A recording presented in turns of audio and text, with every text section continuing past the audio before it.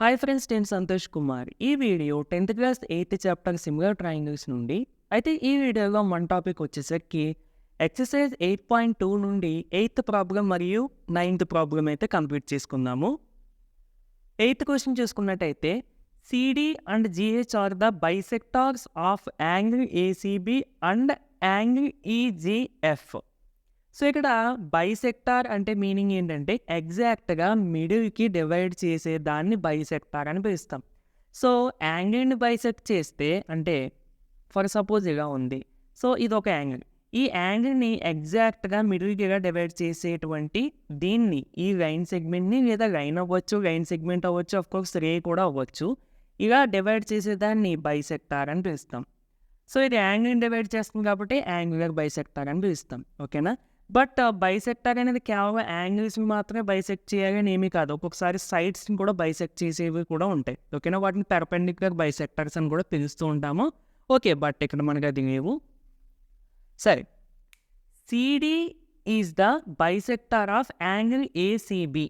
ఓకేనా? ఇది గుర్తుపెట్టుకోండి. GH is the bisector of angle EGF. అంటే ఈ యాంగిల్ని బైసెక్ట్ చేస్తుంది అనమాట సిడి అనేది. అండ్ ఈజీఎఫ్ ఈ యాంగిల్ని ఏమో జిహెచ్ బైసెక్ట్ చేస్తుంది. అంటే రెండు పాయింట్స్ గుర్తుపెట్టుకోండి, డయాగ్రమెటికల్గా నేను చెప్తాను. Such that D and H lies on the sides AB and FE. So ఇది మీకు అర్థం కావాలంటే ఫస్ట్ ట్రయాంగిల్స్ డ్రా చేయాలి కంపల్సరీగా. ఓకేనా? క్వశ్చన్ ఒకసారి చూసండి అంతే. FE of triangle ABC and triangle FEG. And if triangle ABC is similar to triangle FEG show that అని చెప్పి 3 కండిషన్స్ ఇచ్చారు. అంటే ఫస్ట్ మనకి ఇక్కడ క్వశ్చన్ కూడా డయాగ్రామ్ ఇవ్వలేదు. 2 ట్రయాంగిల్స్ ఉన్నాయని మనకు తెలిసింది. ఏంటవి? Triangle ABC and triangle FEG. So నేను ఇక్కడ ట్రయాంగిల్ డ్రా చేసుకున్నాను, ఏబిసి.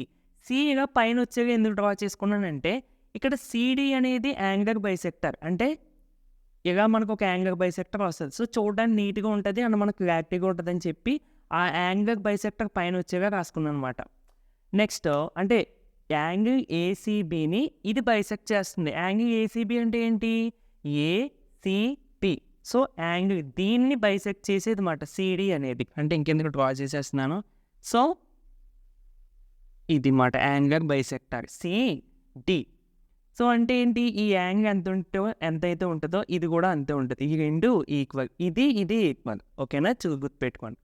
అండ్ మనకి సచ్ దట్ సిడి ఇచ్చారు. సి మనం ఫస్ట్ డ్రా చేసుకున్నాం. మరి డి ఎలాగ ఉండాలంట? Such that D and H lies on the sides AB. అంటే డి ఏమో ఏబి మీద ఉండాలి అండ్ హెచ్ ఏమో ఎఫ్ఈ మీద ఉండాలి. అంటే జిహెచ్ కూడా ఇంకొకటి మనకి దీన్ని డ్రా చేయాలి కదా. సో ఇది హెచ్. సరిపోయిందండి. ఇప్పుడు ఏంటి? ఈ యాంగిల్ ఎంతైతే ఉంటుందో ఈ యాంగిల్ కూడా అంతే ఉంటుంది. ఓకేనా? జస్ట్ రిప్రజెంటేషన్ కోసం, మీకు ఈక్వల్ కోసం. ఓకేనా? అదే మనకి మెయిన్ పాయింట్. ఎందుకని యాంగులర్ బైసెక్టార్ అనేది ఈ రెండే మెయిన్ పాయింట్స్ మనకి. సో జాగ్రత్త చూడండి. ఇచ్చిన ఇన్ఫర్మేషన్ కొంచెం రాద్దాం మనం ఇక్కడ ఆన్సర్గా కూడా. Given triangle ABC similar to triangle FEG, CD is the bisector of angle ACB. అంటే యాంగిల్ ఏసీబీ. లేదంటే డైరెక్ట్గా ఆర్ యాంగిల్ సి అని రాసేసిన పర్లేదు. ఇక్కడ సింపుల్గా యాంగిల్ ఏసీబీ పొదుగు. ఇక్కడ కూడా డైరెక్ట్గా యాంగిల్ సి అని రాసేసిన పర్లేదు. ఓకేనా? ఓకే. నా ఇప్పుడు మనం ఫస్ట్ ప్రూవ్ చేద్దాము. So to prove CD by GH is equal to AC by FG. So ఇది మనము ప్రూవ్ చేయాలి ఫస్ట్. మనం ప్రూవ్ చేయాల్సిన కండిషన్ ఒకసారి చూస్తే సిడి బై డిహెచ్ అంటే CD by GH equal to AC by GF లేదా ఎఫ్జి. అంటే మనకి చూస్తే ఈ ట్రయాంగిల్కి సంబంధించి ఉన్నాయి, ఇటుపక్క ఉన్న ట్రయాంగిల్కి సంబంధించి. సో మనము ఈ రెండు ట్రయాంగిల్స్, ఈ ట్రయాంగిల్ సిమిలర్ అని చూపిస్తే అప్పుడు కరస్పాండింగ్ సైడ్స్ యొక్క రేషియో బట్టి కండిషన్ వచ్చేస్తుంది. ఓకేనా? దానికోసం నేను ఏం చేస్తున్నానంటే ఫస్ట్ ఈ మెయిన్ ట్రయాంగిల్స్ 2 తీసుకున్నాను. ఇవి కొంచెం జాగ్రత్త చూడండి, కన్ఫ్యూజ్ అవ్వకూడదు. So ABC and F G first main triangles ఇవి డ్రా చేయకముందు, బైసెక్టర్స్ డ్రా చేయకముందు ఈ రెండు ఇనిషియల్గా మనకి సిమిలర్గానే ఇచ్చారు కదా క్వశ్చన్లోనే. అంటే కరస్పాండింగ్ యాంగిల్స్ ఈక్వల్ కదా. సో ఇది ఎంత ఉంటే ఇది కూడా అంత ఉంటుంది. సిమిలర్గా ఈ యాంగిల్స్ కూడా. ఇప్పుడు angle A is equal to angle F అని మనకు తెలిసింది. అంటే ఈ యాంగిల్ ఈక్వల్ టు ఈ angle F. So angle A is equal to angle F అని మనకి తెలిసింది. నెక్స్ట్ కరస్పాండింగ్ యాంగిల్స్ ఈక్వల్ అంటున్నారు కాబట్టి ఇది కూడా యాంగిల్ సి కూడా యాంగిల్ జీకి ఈక్వల్ అవుతుంది. Angle C is equal to angle G. Okay, మనం ప్రూవ్ చేసింది ఏంటి? ఈ ట్రయాంగిల్. ఓకేనా, జాగ్రత్త చూడండి. ఇప్పుడు నేను ఇక్కడ ఈ ట్రయాంగిల్ ఏం చేస్తానంటే హాఫ్తో ఇంటూ చేస్తాను. Half into angle C is equal to half into angle C. Both sides అంటే ఈ ఈక్వేషన్ని బోత్ సైడ్స్ కూడా 1/2కి ఇంటూ చేస్తున్నాను కాబట్టి సో ఎటువంటి మిస్టేక్ మనకేం జరగదు. హాఫ్ ఇంటూ యాంగిల్ సి అంటే ఈ యాంగిల్ సిలో సగము అని అర్థం. హాఫ్ ఇంటూ యాంగిల్ జీ అంటే ఈ యాంగిల్ జీలో సగము అని అర్థం. ఇప్పుడు సగం అంటే ఇదైనా రాసుకోవచ్చు, లేదంటే ఇదైనా రాసుకోవచ్చు, ఎందుకంటే రెండే ఈక్వల్ కదా. ఫస్ట్లో మనం చెప్పుకున్నాం బైసెక్టార్ అని. అలాగే ఇక్కడ కూడా సగం అంటే ఇదైనా రాసుకోవచ్చు. ఇక్కడ నేను ఈ ట్రయాంగిల్ సిమిలర్ అని ప్రూవ్ చేస్తున్నాను కాబట్టి ఇటుపక్క ఉన్న యాంగిల్స్ రాసుకున్నాను. అంటే సి అంటే మొత్తము, ఇక్కడ హాఫ్ ఇంటూ సి అంటే సిలో సగం రాయాలి అని అర్థం. అంటే సిలో సగం ఇది రాసుకోవచ్చు, కానీ మనం ఈ రెండు ట్రయాంగిల్స్ సిమిలర్ అని ప్రూవ్ చేస్తున్నాం కాబట్టి ఇది రాద్దాం. ఏంటి యాంగిల్? హాఫ్ ఇంటూ యాంగిల్స్ ఏంటి ఎలా రాసుకోవచ్చు? Angle ACD. ఓకేనా, ఈ యాంగిల్ మాత్రమే. అందుకని angle ACD is equal to ఇక్కడ half into angle zero half ఇక్కడ, అంటే ఈ జీరో హాఫ్ ఇది కూడా ఇటు సైడ్దే రాసుకున్నాం. ఇప్పుడు ఈ యాంగిల్ ఏమవుతుంది? యాంగిల్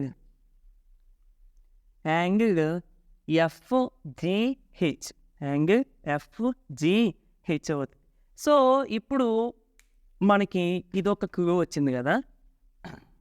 ఓకే, సో ఇప్పుడు చూడండి, ఇప్పుడు ఈ రెండు ట్రయాంగిల్స్ అని చూసుకుంటే ఈ యాంగిల్ ఈక్వల్గా చూపించాం firstly.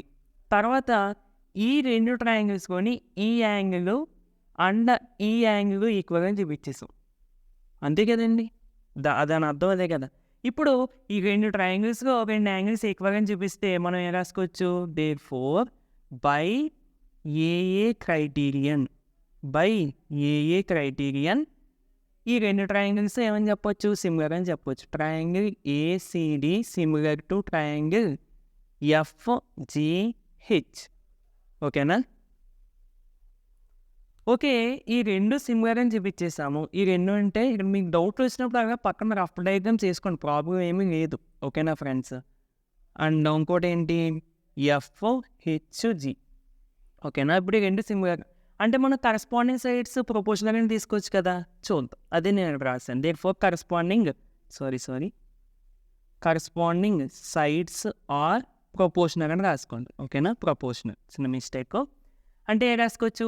AC by GF equal to AD by FH equal to CD by GH. ఓకేనా, మనం ప్రూవ్ చేసి చూడండి, ఇందులోనే ఉంది. CD by GH is equal to AC by FG.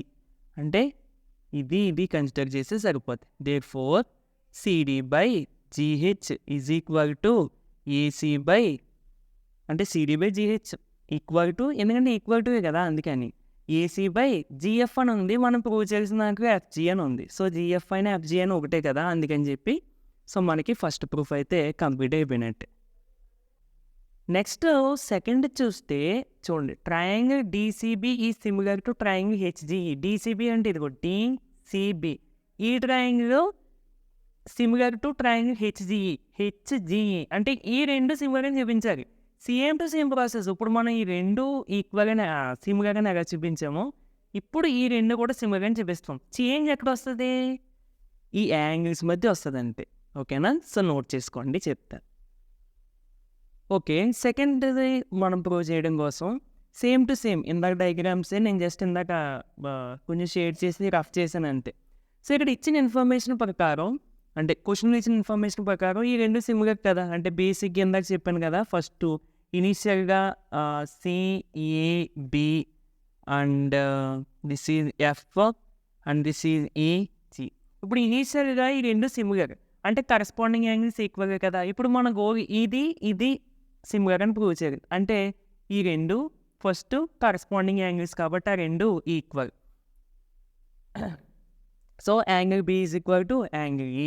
తర్వాత మళ్ళీ same angle C is equal to angle GA తీసుకుంటాం. ఇక్కడ కూడా సేమ్ మళ్ళీ హాఫ్తో ఇంటూ చేస్తాం. కానీ ఇందాక ఈ 2 ట్రయాంగిల్స్ డ్రా చేయడం వలన ఇటుపక్క ఉన్న యాంగిల్స్ ఈక్వల్ అని చూపించాం. ఇప్పుడు నేను ఈ 2 ట్రయాంగిల్స్ సిమిలర్ అని ప్రూవ్ చేయాలి కాబట్టి ఇటుపక్క ఉన్న యాంగిల్స్ వేసుకున్నాను. హాఫ్ సి అంటే సిలో సగం. అంటే నేను ఇటుదైనా వేసుకోవచ్చు, ఇటుదైనా వేసుకోవచ్చు. ఎందుకంటే రెండు సిలో సగాలే. బట్ నాకు ప్రూవ్ చేసిన కండిషన్ బట్టి నేను యూజ్ చేసుకుంటున్నాను. సో ఇప్పుడు ఇటు సైడ్ కాబట్టి ఇటు సైడ్ వేసుకుంటున్నాను. అంటే యాంగిల్ డిసిబి ఇదిగో హాఫ్ ఇంటూ సి వేసుకుని నేను ఏం రాసుకున్నానండి, angle DCB equal to half into angle zero angle HGE. Okay, ఇప్పుడు మీరు చూడాల్సింది ఈ 2 ట్రయాంగిల్స్లో ఈ యాంగిల్ ఈక్వల్, ఈ యాంగిల్ కూడా ఈక్వల్. అంటే 2 ట్రయాంగిల్స్లో 2 యాంగిల్స్ ఈక్వల్గా ఉంటే ఏ క్రైటీరియన్ ప్రకారం ఆ 2 ట్రయాంగిల్స్ మనం ఏమని చెప్పొచ్చు, సిమిలర్ అని చెప్పొచ్చు. సో ప్రూఫ్ అనేది అయిపోయినట్టే సెకండ్ దానికి.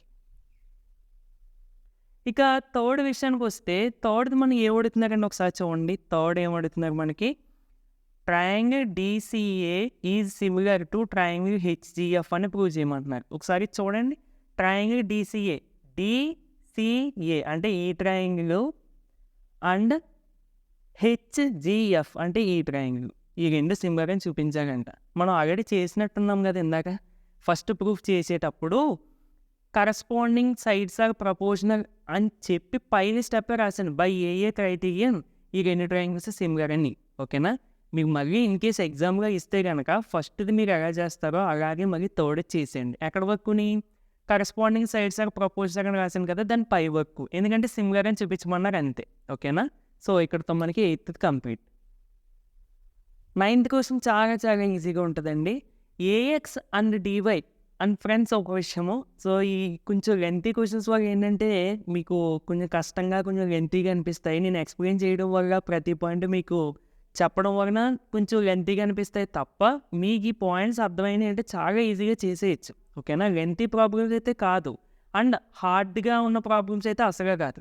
ఓకేనా ఫ్రెండ్స్, మీకు థియరమ్స్, సిమిలారిటీ కండిషన్స్, క్రైటీరియన్స్ అంటే యాంగిల్ క్రైటీరియన్, ట్రిబుల్ ఏ ఉంటాయి కదా, ఈ క్రైటీరియన్స్ మీద ఐడియా ఉందనుకోండి ఈజీగా చేసేయచ్చు. కాకపోతే కొంచెం ప్రాక్టీస్ చేయాలి. ఎందుకంటే కొంచెం ప్రూఫ్ కదా, ప్రాబ్లమ్స్ కాదు, ఫార్ములా అప్లై చేసి చేసేటువంటి ప్రాబ్లమ్స్ కాదు, అందువలన. ఓకేనా, సరే. 9th క్వశ్చన్ చూసుకున్నట్టయితే AX and DY are the altitudes అంట.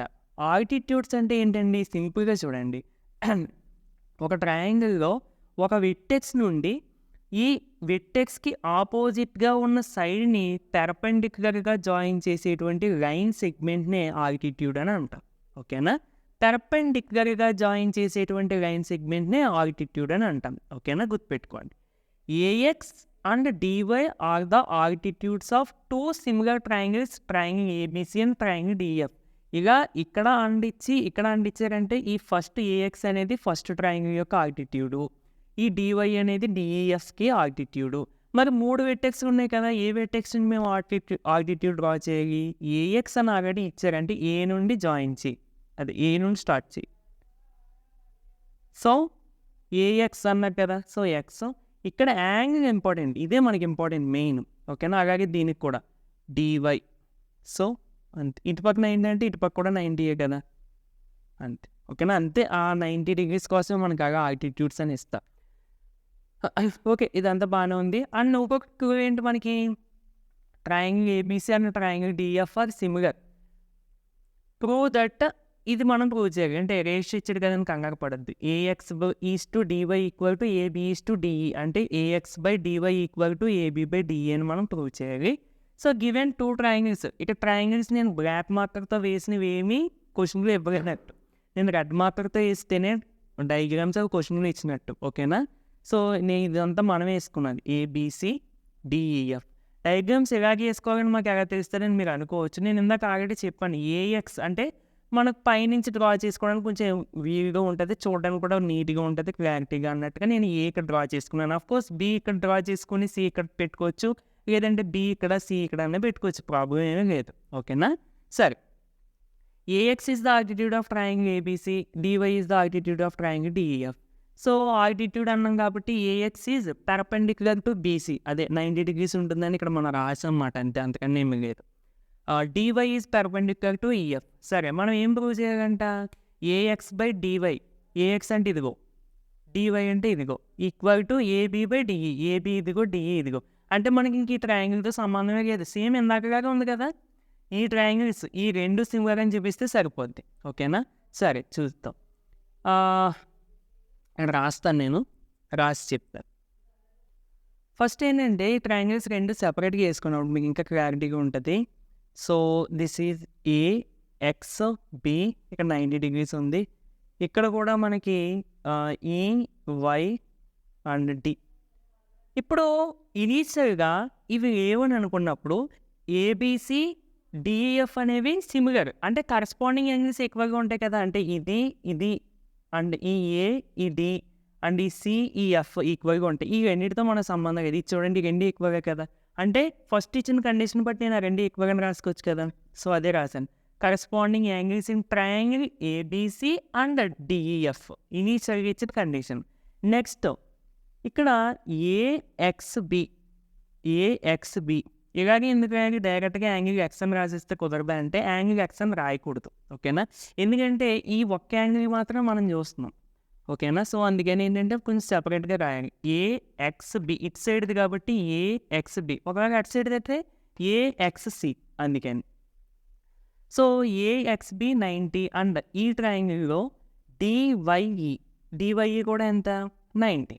అంటే రెండు ట్రయాంగిల్స్లో రెండు యాంగిల్స్ ఈక్వల్ అని చెప్పేస్తే బై ఏఏ క్రైటీరియన్ ఈ రెండు సిమిలర్ అని మనకి వచ్చేసింది. సరే, ఇప్పుడు ఈ రెండు సిమిలర్ అయితే మనకి యూజ్ ఏంటి?